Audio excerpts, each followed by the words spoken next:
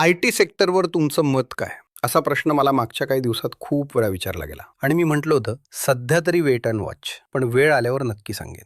तर आज तीच वेळ आलेली आहे असं मला वाटतंय. म्हणून म्हटलं एक डिटेल्ड व्हिडिओ करावा आणि सांगावं, की मी परत आय-टीमध्ये इन्व्हेस्टमेंट चालू करतोय. त्याची कारणं काय आहेत? कुठे इन्व्हेस्टमेंट करणार आहे आणि किती दिवसांसाठी करणार आहे? हे सगळं आपण या व्हिडिओमध्ये बघणार आहोत. पण लक्षात ठेवा, ही कोणतीही इन्व्हेस्टमेंट ॲडवाईज नाही. इथे मी फक्त माझा व्ह्यू सांगणार आहे. तुम्ही इन्व्हेस्टमेंट करताना तुमच्या ॲडवायझरशी बोलूनच डिसिजन घ्या. आणि आम्ही रजिस्टर्ड म्युच्युअल फंड डिस्ट्रीब्युटर्स आहोत, स्टॉक्सचे नाही. तर आधी आपण इन्व्हेस्टमेंटची कारणं बघून घेऊ. त्यात आपण आय-टी कंपनीजचे लेटेस्ट रिझल्ट्स, इंडियन आय-टी कंपनीजने AI कंपनीजमध्ये केलेली इन्व्हेस्टमेंट, वॉर टेन्शन कमी झाल्याचा परिणाम आणि USD to INR रेटचा इम्पॅक्ट हे डिस्कस करणार आहोत. चला तर मग सुरुवात करूया. आतापर्यंत Q1 FY27 चे रिझल्ट जाहीर झालेल्या मोठ्या आय-टी कंपन्यांमध्ये एक गोष्ट समान दिसतीये. AI आता फक्त एक बझवर्ड राहिलेली नाही, तर ती रेव्हेन्यू आणि डील विन्समध्ये कन्व्हर्ट होऊ लागली आहे. TCSने अॅन्युअलाइज्ड AI रेव्हेन्यू तब्बल $2.6 बिलियन पर्यंत पोहोचल्याचं सांगितलं आणि AI लेड ट्रान्सफॉर्मेशन डील्समधून $9 अब्ज ऑर्डर बुक मिळवला. HCL टेकच्या ॲडव्हान्स्ड AI बिझनेस रेव्हेन्यूमध्ये वर्षभरात 62% पेक्षा जास्त वाढ झाली असून कंपनीने AI डेटा सेंटर्समध्ये 3,500 कोटी रुपयांपर्यंत गुंतवणुकीची घोषणा केली आहे. टेक महिंद्राने मायक्रोसॉफ्ट आणि इतर AI पार्टनर्ससोबत नवीन भागीदारी जाहीर करत डील विन्समध्ये 33% वाढ नोंदवली आहे. मात्र विप्रोचे रिझल्ट्स तुलनेने कमकुवत राहिले. कंपनीने AI मध्ये गुंतवणूक सुरू ठेवली असली तरी डील विन्स कमी झाले आणि मॅनेजमेंटने पुढील क्वार्टरसाठी सावध आउटलुक दिला. याचा अर्थ स्पष्ट आहे, ज्या कंपन्या AI मधून प्रत्यक्ष रेव्हेन्यू आणि मोठे ट्रान्सफॉर्मेशन डील्स मिळवत आहेत त्या कंपन्यांचे रिझल्ट्स तुलनेने मजबूत दिसत आहेत. तर AI मॉनेटायझेशनमध्ये मागे असलेल्या कंपन्यांवर अजूनही दबाव दिसून येतो. एक गोष्ट मात्र खूप महत्त्वाची आहे. मागच्या वर्षीच्या याच क्वार्टरशी तुलना केली तर आत्तापर्यंत रिझल्ट जाहीर झालेल्या जवळपास सर्व मोठ्या आय-टी कंपन्यांनी डबल डिजिट रेव्हेन्यू ग्रोथ नोंदवली आहे. TCS आणि HCL टेक या दोन्ही कंपन्यांचा रेव्हेन्यू सुमारे 14% वाढला. टेक महिंद्राने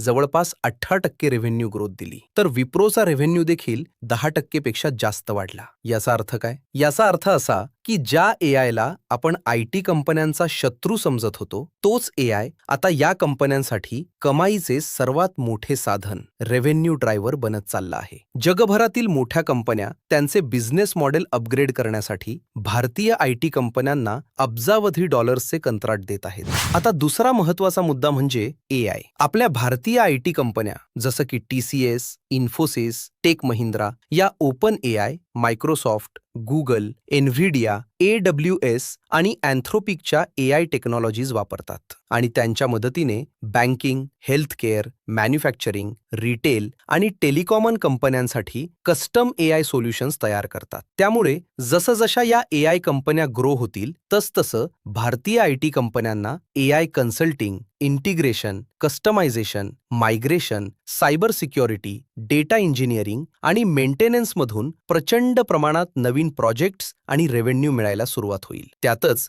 गेल्या काही वर्षात आपल्या आय-टी कंपन्या शांत बसलेल्या नाहीत. त्यांनी AI, डेटा इंजिनिअरिंग आणि एंटरप्राइज ऑटोमेशनची ताकद वाढवण्यासाठी बरेच स्ट्रॅटेजिक ॲक्विजिशन्स म्हणजेच दुसऱ्या कंपन्या विकत घेतल्या आहेत. काही उदाहरणं सांगतो. इन्फोसिसने इनसेमाय ही सेमीकंडक्टर डिझाईन कंपनी विकत घेतली, जेणेकरून ते AI चिप डिझाईन आणि हाय परफॉर्मन्स कम्प्युटिंगमध्ये पुढे राहतील. HCL टेकने zinnia he data intelligence company by केली, ज्यामुळे त्यांच्या एंटरप्राइज AI प्रोजेक्टचं डेटा मॅनेजमेंट एकदम मजबूत होईल. विप्रोने अग्ने ग्लोबलच्या माध्यमातून इन्शुरन्स AI सोल्युशन्समध्ये आपली पकड मजबूत केली आहे आणि टेक महिंद्राने थर्डवेअर सोल्युशन्सला ॲक्वायर करून SAP आणि AI ट्रान्सफॉर्मेशन सर्व्हिसेसचा बिझनेस वाढवलाय. याचाच अर्थ या कंपन्या स्वतःला भविष्यासाठी पूर्णपणे तयार करत आहेत. आता वळूयात आपल्या तिसऱ्या आणि अतिशय क्रिटिकल पॉइंटकडे, ग्लोबल मार्केट्स स्थिरावणे आणि वॉर टेन्शन कमी होणे. एक साधी लॉजिकल गोष्ट समजून घ्या. आपल्या भारतीय आय-टी कंपन्या भारतातून ऑपरेट करत असल्या तरी त्यांचा थेट संबंध हा US आणि युरोपच्या अर्थव्यवस्थेशी अर्थव्यवस्थेशी असतो. भारतीय आयटी सेक्टरचा तब्बल 80% ते 85% बिझनेस हा थेट अमेरिका आणि युरोपमधून येतो. म्हणजे तिथे जर सर्दी झाली तर खोकला इथे आपल्या आयटी कंपन्यांना होतो. गेल्या 2 वर्षात नेमकं हेच घडत होतं. US मध्ये रिसेशन येईल या भीतीने तिथल्या फॉर्च्यून 500 कंपन्यांनी आपले आयटी बजेट्स फ्रीज करून ठेवले होते. जवळपास 200 ते 250 अब्ज डॉलर्सचा टेक खर्च थांबला होता. पण आता मिडल ईस्टमधील विशेषतः स्ट्रेट ऑफ हॉर्मुझ जवळील युद्धाचे टेन्शन्स आता खूप कमी झाले. याचा सर्वात मोठा इम्पॅक्ट क्रूड ऑइल प्राइसेसवर झाला. कच्च्या तेलाच्या किमती ज्या प्रति बॅरलताईज डरल $120 पार गेल्या होत्या त्या आता नियंत्रित येऊन $85च्या रेंजमध्ये स्टेबल आहेत. ऑइल प्राइसेस कमी झाल्यामुळे ग्लोबल इन्फ्लेशन महागाई कमी झालीये आणि त्यामुळेच आता US फेड आणि इतर सेंट्रल बँक्स व्याजदर कमी करायला सुरुवात करत आहेत. या मॅक्रो इकॉनॉमिक्सच्या बदलामुळे पाश्चात्य कंपन्यांमधील मंदीची भीती 100% दूर झालीये.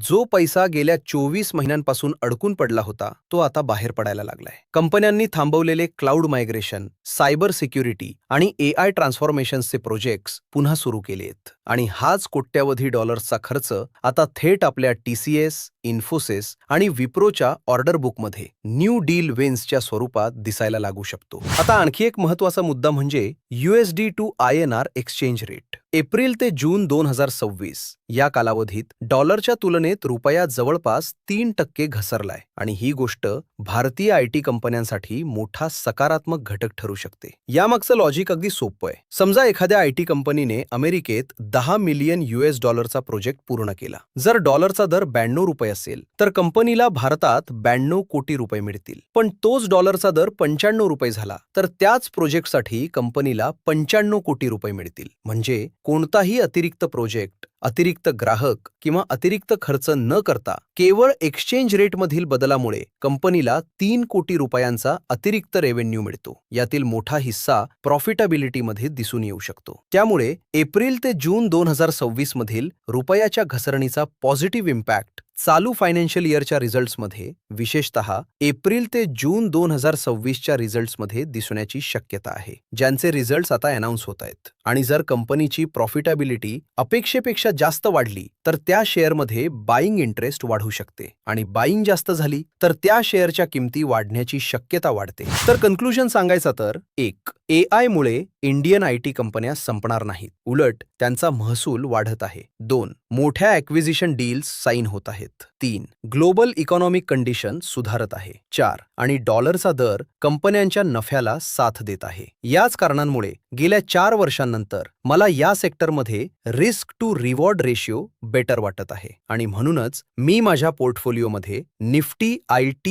ETF ॲड केलाय आणि या इन्व्हेस्टमेंटमध्ये मी 10%चा ट्रेलिंग स्टॉप लॉस ठेवणार आहे. तुम्हाला जर त्या ETFचं नेमकं नाव हवं असेल तर कमेंटमध्ये IT ETF असं नक्की लिहा. मी त्या ETFचं अचूक नाव तुम्हाला रिप्लायमध्ये पाठवेन. व्हिडिओ आवडला असेल तर लाईक करा, मित्रांसोबत शेअर करा आणि चॅनलला सबस्क्राईब करायला विसरू नका. भेटूया पुढच्या अशाच एका माहितीपूर्ण व्हिडिओमध्ये. धन्यवाद.